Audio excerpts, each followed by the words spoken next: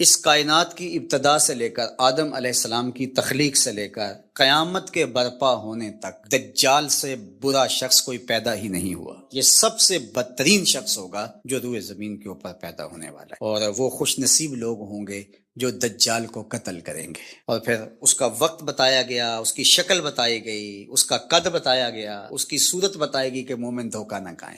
حضور نے دجال کا نقشہ بیان کیا، ایک ایک چیز بیان کی دجال کی، کیونکہ یہ سب سے بڑا فتنہ ہے اس کائنات کا، اس امت کا سب سے بڑا فتنہ تو یہ ہے جب سے آدم علیہ السلام تخلیق کیے گئے ہیں اس وقت سے لے کر کے آخری انسان تک سب سے بدترین، سب سے غلیظ، سب سے گندا، سب سے مکروہ اور سب سے برا وجود دجال کا ہے۔ اس لیے دجال کے فتنے سے ہر پیغمبر نے اللہ کی پناہ طلب کی ہے کہ اللہ مجھے اس کے فتنے سے بچانا۔ اللہ اکبر، کیونکہ بڑے بڑے لوگ اس کا شکار ہو جائیں گے۔ حضرت اسماء بنت یزید کہتی ہیں میں حضور کے گھر میں حاضر تھی اور ازواج مطہرات اور دیگر اہل خانہ بھی تھے کہ دجال کا تذکرہ چھڑا، تو اللہ کے محبوب نے ارشاد فرمایا جب دجال آئے گا تو اس کے آنے سے قبل جو 3 سال ہوں گے ان کی حضور نے ہیئت بیان فرمائی کہ آسمان تیسرا حصہ پانی کا روک لے گا، یعنی جتنی بارشیں برستی ہیں 2 حصے برسیں گی، 1 حصہ نہیں برسے گا، کم ہوگی بارش اس سال، اور زمین کی فصل بھی جتنی اگتی ہے اس کا تیسرا حصہ نہیں اگے گی، 2 حصے اگے گی۔ پھر اس کے بعد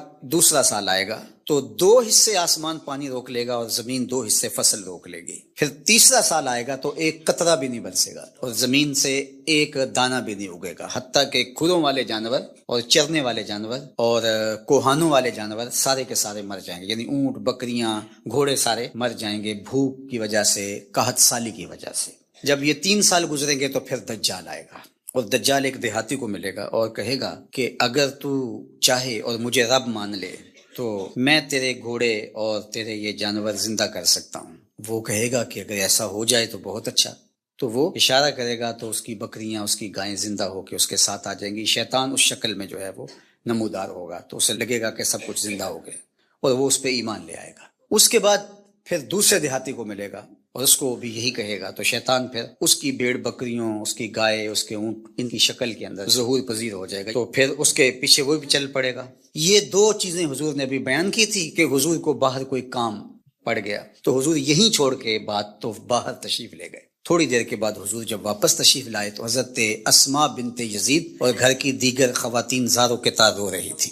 حضور نے فرمایا تمہیں کیا ہوا، تم کیوں رو رہی ہو؟ انہوں نے عرض کی یا رسول اللہ صلی اللہ علیہ وسلم، آپ نے جو دجال کا ذکر کیا، چونکہ صحابہ کے نزدیک سب سے قیمتی متاع ایمان ہے اور ہمارے نزدیک بھی سب سے قیمتی ایمان کی متاع ہی ہونی چاہیے، اور یہ بات میں نے کئی مرتبہ آپ سے کہی، اس دنیا میں سب سے بڑا انعام اور سب سے بڑا تحفہ جو حضرت انسان کو دیا گیا، سب سے بڑی نعمت جو ودیعت ہوئی وہ ایمان ہے، اور قیامت کے دن سب سے بڑی دولت اور نعمت عطا کی جائے گی جنت میں، وہ دیدار الہی ہوگا۔ جو یہاں ایمان سے محروم ہے وہ ہر خیر سے محروم ہے، اور جو ایمان کی دولت جس کے پاس ہے تو اگر اس کو دنیا کی کوئی چیز نہیں ملی تو وہ کنگال نہ سمجھے، چونکہ ایمان کی دولت اس کو نصیب ہے۔ مومن ہو اور پھر کہے میرے پاس یہ نہیں، میرے پاس یہ نہیں، میرے پاس یہ نہیں، میرے پاس یہ نہیں، تو یہ مومن کو نہیں جچتا۔ وہ اس پہ مطمئن رہے کہ یہ وہ دولت جو بڑے بڑے لوگوں کو نہیں عطا کی، اللہ نے اس عاجز اور فقیر کو عطا کر دی۔ تو صحابہ تو شکریہ ادا کرتے تھے، اور جب سنا کہ ایسے ایمان سستے سودے میں گائے اور بکریوں کی بس چلا جائے گا تو صحابیات رونے لگیں، تو اللہ کے محبوب صلی اللہ علیہ وآلہ وسلم نے ارشاد فرمایا کہ اگر دجال میری موجودگی میں آ گیا، فرمایا فکر نہ کرو میں نپٹ لوں گا، اور پھر آقا کریم نے ارشاد فرمایا کہ اگر میرے بعد آتا ہے تو پھر ہر مومن کا اللہ خلیفہ ہوگا، یعنی اللہ اس کی طرف سے اس کی حفاظت فرمائے گا۔ اور حضرت اسماء بنت یزید کہتی ہیں کہ میں نے عرض کی یا رسول اللہ صلی اللہ علیہ وسلم، آج بھوک برداشت کرنا ہمارے لیے بہت مشکل ہے، یعنی اگر کھانا نہیں ملتا تو بھوکا آدمی کیا کچھ نہیں کر گزرتا، بھوک ضمیر بیچنے پہ مجبور کر دیتی ہے، آپ نے دیکھا لوگ گردے بیچنے پہ مجبور ہو جاتے ہیں، تو بھوک پر لوگ ایمان کیوں نہیں بیچیں گے؟ آج جب کہ آپ سامنے ہیں تو بھوک تنگ کرتی ہے تو بے تاب ہو جاتے ہیں، اور صدیوں کے بعد جب خوشحالیاں آ جائیں گی اور دجال یہ پیکج لے کے آئے گا، اس وقت مومنوں کا، مسلمانوں کا کیا حال ہوگا؟ جب اتنے فاقے ہوں گے، 3 سال تک کچھ کھانے کو نہیں مل رہا ہوگا تو پھر کیا بنے گا؟ یہ پریشانی اس نے تڑپا دیا. تو اللہ کے محبوب نے فرمایا سنیے، ان کو وہی خوراک کفایت کرے گی جو آسمان والوں کو کفایت کرتی ہے. تو یہ ہمتن گوش ہوگی کہ وہ کون سی غذا ہے کہ اس غذا کے بدلے میں ان کو غذا دی جائے گی. تو آقا کریم فرمایا من التسبیح والتقدیس، یہ سبحان اللہ پڑھیں گے، اللہ کی تقدیس بولیں گے. جو فرشتے اللہ کی تسبیح تقدیس پڑھتے ہیں، یہ سبحان اللہ، الحمدللہ، اللہ اکبر، یہ تسبیح و تقدیس بولیں گے، ان کی بھوک مٹتی چلی جائے گی، اللہ ان کی مدد فرمائے گا. تو پھر مومن کی غذا تسبیح و تحلیل، تقدیس، اللہ کی عظمت کے ترانے، اللہ اکبر. اس لیے ہم نے بزرگوں کو دیکھا ہے کہ ان کو کھانا بھی یاد نہیں رہتا تھا حضور کی حدیثیں پڑھتے ہوئے. یہ وقت تو گزر گیا اور گزر رہا ہے تیزی کے ساتھ، یہ تو کس کو یاد رہتا ہے؟ ان کو کھانا تک یاد نہیں رہتا تھا، وقت گزر جاتا اور ان کو جھنجھوڑ کے کہتے میاں فجر کی اذان ہو رہی ہے، اٹھو ذرا. تو یہ ہمارے بزرگوں کی کہانیاں دل آویز ہے، اور واقعی اللہ کا ذکر پیاس بھی مٹا دیتا ہے اور بھوک بھی مٹا دیتا ہے اور تسکین قلب کا سامان کر دیتا ہے. آج سے تقریباً 1 صدی قبل اس امت پر بے یقینی کی کیفیت کو مسلط کیا گیا، اور ہمارے نفسیات کے ماہرین کہتے ہیں کہ یہ بچوں کے ساتھ بھی نہ کریں، کہ بچوں کو کہیں تم کچھ نہیں کر سکتے. جب آپ بچوں کو تانا دیتے ہیں تو وہ واقعی کچھ نہیں کر پاتے. تو اس لیے امت کو بے یقینی میں مبتلا کرنے کے لیے مغرب کی برتری کو ثابت کیا گیا. جگہ جگہ 2 نمبر دانشور بٹھا دیے، حتیٰ کہ ہماری عصری دانشگاہوں کے اندر فرنگی روحوں کے بے حس ڈھانچے مشرقیت کو گالی دینے لگے اور مغربیت کے قصیدے پڑھنے لگے، ان کی تہذیب اور تمدن کے گن گانے لگے اور اپنی تہذیب کو ڈیگریڈ کرنے لگے، اور دنیا کے سامنے یہ بات باور کی کہ یہ ناقابل تسخیر ہیں، ان کا مقابلہ نہیں ہو سکتا. یہ بے یقینی اس امت کو توڑ کے رکھ دیا. اقبال نے آج سے 100 سال قبل کہا تھا، سنے تہذیب حاضر کے گرفتار، غلامی سے بدتر ہے بے یقینی. اور اس امت کی نشأت کو، اس امت کی نہضت کو روکا گیا کہ نہیں تم مقابلہ نہیں کر پاؤ گے، اور یہ ماضی کے اندر بھی ہوتا رہا. قوم موسیٰ نے کہا تھا ہم تو مقابلہ کر نہیں سکتے، موت سے بدتر زندگی تھی، اور یہ بالکل ہتھیار پھینک چکے تھے. پھر حضرت موسیٰ آئے اور ان کو کھڑا کیا، ہمت دلائی، دریائے نیل کے کنارے آئے تو پھر اڑ کے کھڑے ہو گئے. چونکہ 12 قبیلے تھے تو کہنے لگے کہ ہم ایک ہی راستے سے نہیں گزریں گے، دشمن پیچھے چڑھا ہوا ہے اور یہ قوم اڑ کے کھڑی ہو گئی ہے دریائے نیل کے کنارے کہ نہیں ہم ایک سوراخ سے نہیں گزریں گے، ہمارے قبیلے الگ الگ ہیں، لہٰذا ہمارے لیے الگ الگ راستے بناؤ. قومیں جب نکبت میں، رسوائی میں چلی جاتی ہیں تو یہی حال ہوتا ہے. وہ کسی نے کہا کہ ہم ایران کا ساتھ نہیں دے سکتے، وہ تو شیعہ ہیں. تو میں نے کہا کہ چلو آپ نیتن یاہو کا دے دو، وہ تو سنی ہے. اس حالت کے اندر نیل کے کنارے کھڑے ہیں اور اب بھی کہہ رہے ہیں کہ نہیں ہم ایک گلی سے نہیں گزر سکتے. 12 رستے بن گئے، 12 رستوں سے 12 قبیلے گزرے. ادھر وہ بالکل دوسرے کنارے کے قریب پہنچ گئے، ادھر ان کا آخری آدمی دریا میں داخل ہو گیا. اب حکم ہوا دریا کو اب تو چلنا شروع ہو، اور یہ پھر پانی میں ڈوب رہے تھے اور یہ کنارے پہ دیکھ کے اپنے قاتل کو آنکھوں سے دیکھ رہے تھے. بڑا لطف آتا ہے جب قاتل کو مرتے ہوئے دیکھیں. آج کل بڑا مزہ آ رہا ہے، آج کل بہت خوشی ہو رہی ہے. یہ آج ہی مجھے کسی نے بھیجا کہ اسرائیل کے وزیر ثقافت نے ایک ہاسپٹل پہ کوئی میزائل لگا ہے اور اس کی کوئی دیوار گر گئی ہے، تو اس نے کہا کہ یہ انسانیت تو نہیں ہے. میں نے کہا جب تم نے بچوں کو بھی کھینچ کے نکالا تھا اور آکسیجن کی نالیاں بھی توڑی تھی اور بم برسائے تھے، ان کی رگوں کے اندر بھی سرخ خون دوڑتا تھا، وہ بھی انسان تھے. تم اتنی جلدی بھول گئے، تم نے 80,000 لوگوں کو پیس کے رکھ دیا اور آج تمہیں مزہ آیا. میاں ابتدائے عشق ہے، روتا ہے کیا، آگے آگے دیکھیے ہوتا ہے کیا.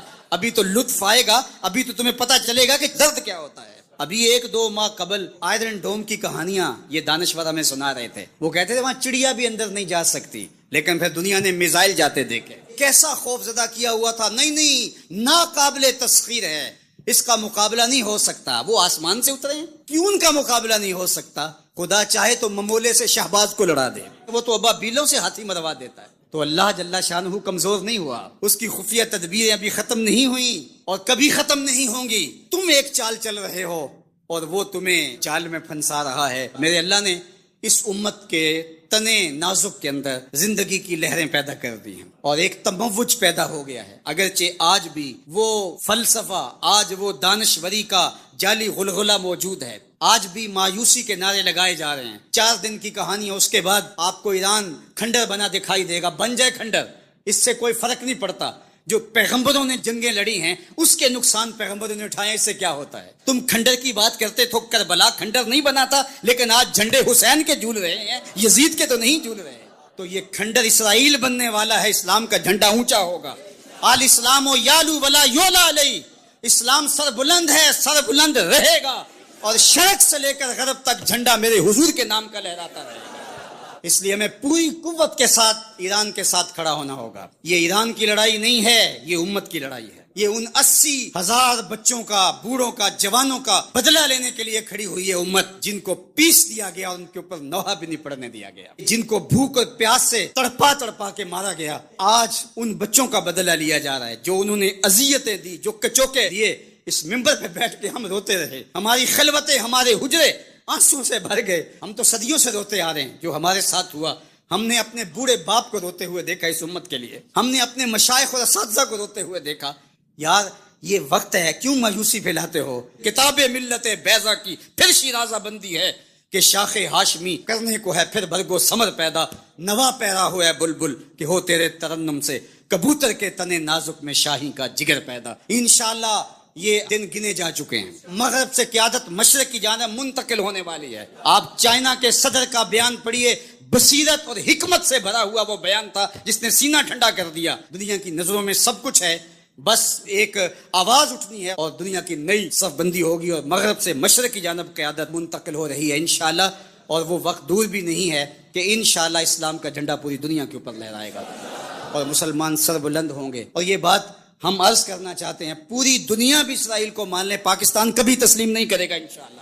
ہمارے بانی قائد اعظم محمد علی جناح نے کہا تھا کہ یہ امہ کے قلب میں گھسایا گیا خنجر ہے اور یہ مغرب کی ناجائز اولاد ہے، ناجائز ریاست ہے. کسی صورت کے اندر بھی ہم اس کو قبول نہیں کریں گے. آج یہ بات بھی سننے کو مل رہی ہے کہ شاید پاکستان ایران کے خلاف اپنے اڈے فراہم کر رہا ہے. ایسا کبھی نہیں ہوگا، یہ سوائے افواہ کے اور کچھ نہیں ہے. اللہ نے ہمیں یہ پچھلے دن جو عزت دی، جو وقار دیا انڈیا کے خلاف، ہم نے ناکوں چنے چبوائے ان کو. تو کیا ہم اس عزت کو خاک میں اپنے ہاتھوں سے ملا دیں گے؟